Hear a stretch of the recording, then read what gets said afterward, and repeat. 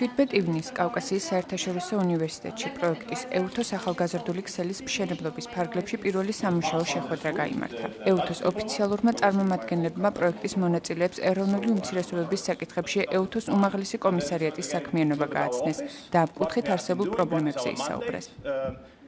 I describe the mandate of our office, High Commission National Minorities, our role within the OSCE, and also our specific role in Georgia.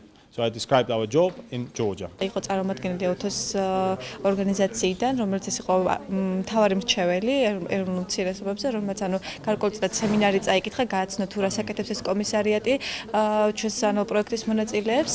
იყო საკმაოდ აქტიური ჩართულობა, იყო აქტიურად სტუდენტების მხრიდან შეკითხვები, რაც ამომწურავი პასუხები გაეცა ჩვენ EUTHOS წარმომადგენლის მხრიდან.